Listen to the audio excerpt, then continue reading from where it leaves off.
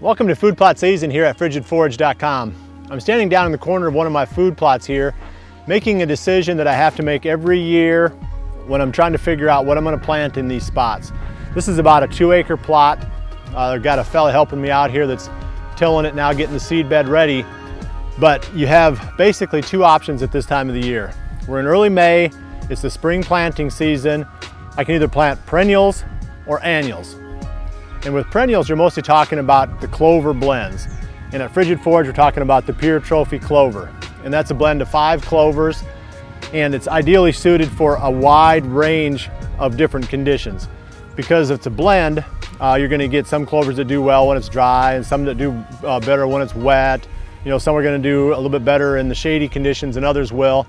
That's why I like Pure Trophy Clover when I'm planting clover, because you get enough variety that you can do well in almost any situation. Okay, so that's the perennial side. But the other side of the question is, do I want to plant annuals instead? Now you're talking about more of a spring forage type of a plant. Soybeans, possibly peas. There's other blends that you can get that incorporate, you know, different types of forage plants for planting in the spring. Also, you can plant something like corn, and that'll do really well for you during the late season, winter, when the deer are really seeking carbohydrates.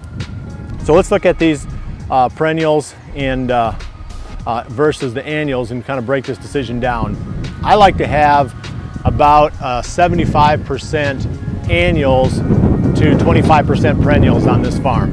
It just seems like you can feed an awful lot of deer with these perennials because they can take the browsing, grazing pressure, and it doesn't wipe them out.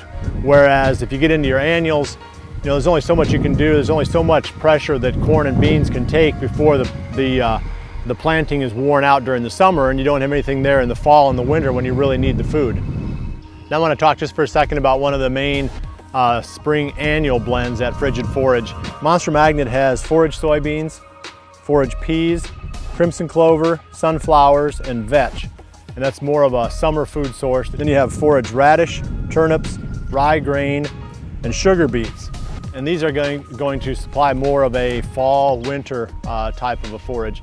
So it's a good blend for planting this time of the year for summer through fall, winter. And because it's a blend and there's a lot of things in here that are not Roundup ready, you're not gonna be able to spray this during the summer. There's no herbicide that's gonna selectively clean out the weeds without killing part of the blend too. So it's super critical that you do a good job of weed control right up front. Now let's talk about locations. I like, with my really small plots, to plant the perennials, the clovers, the Pure Trophy Clover. And the reason is, if you take a small spot and you try to plant an annual in there, a lot of times it can get wiped out during the spring and the summer, and there won't be anything there in the fall.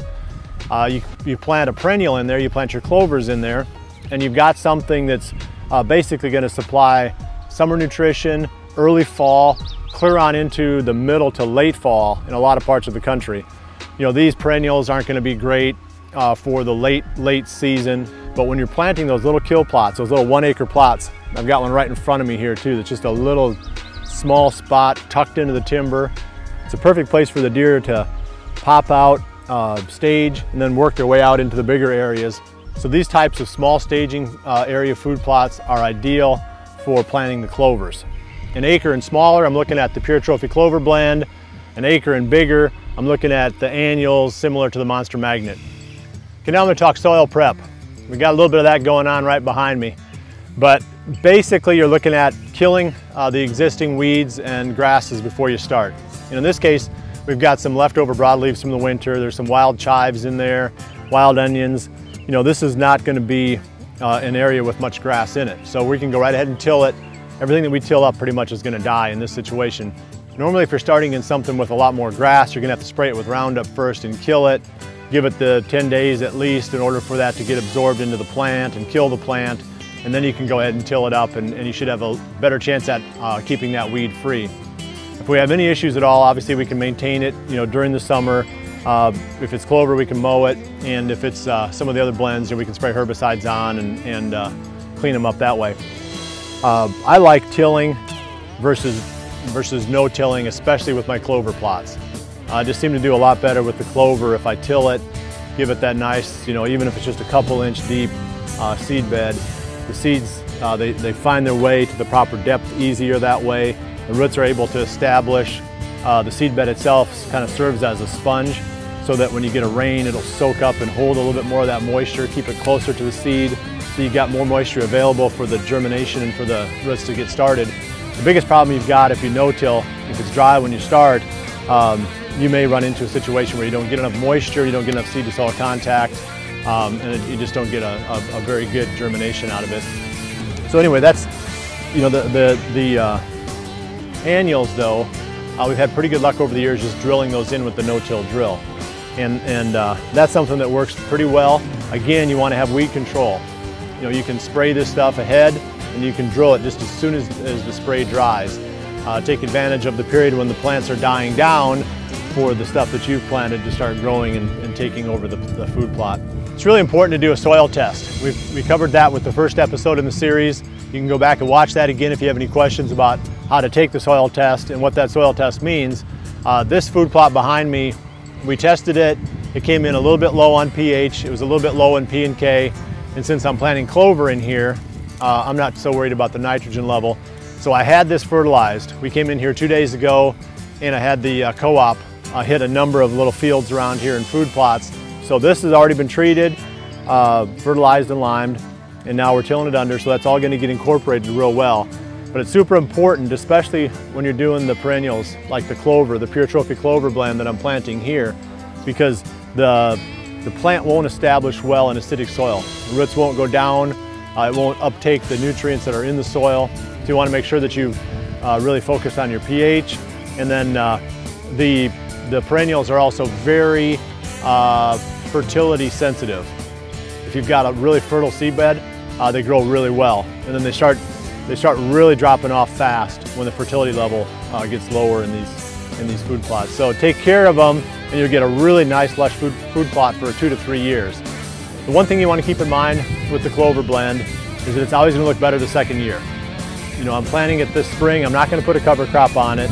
We got quite a bit of moisture coming in the forecast over the next couple of weeks here. We should have no trouble at all getting it germinated and getting it growing nice. I don't have a lot of ear pressure right here, especially during this time of the year. So I should be okay without planting a cover crop. But there's not going to be a lot of food in here until probably September. Then it's going to be taking advantage of the late summer rains, getting a nice stand of clover, probably 6 to 8 inches tall by the time the hunting season comes. That's about all you can expect for the first year. Second year though, the clover really takes over well. And that's when you'll see the thing get really lush, really green, really full. And that's when you'll feel like you're really doing something right, because it's going to look awesome. So you'll have, the second year will be really good. Third year will be really good. By the fourth year, you're going to want to rotate out. And that's usually where I'll fall back into something like Big and Beastie for a year, or potentially go into 1 year of the spring annuals if the food plot is big enough. You know, the monster magnet's going to be a little bit better off for you going towards maybe the latter part or the middle of May and not the early part of May, because you want everything growing quickly. So when you spray it with your Roundup, it takes it up and you get a really clean kill. The worst thing you can do is spray your herbicides on at a time when the weeds aren't growing. It's either very cool, normally what you run into this time of the year is just too cool and the plants aren't growing very fast, and therefore you don't get a good kill. So that'll wrap it up. I appreciate you joining me. We'll see you right back here in a couple of weeks for the next episode of Food Plot Season.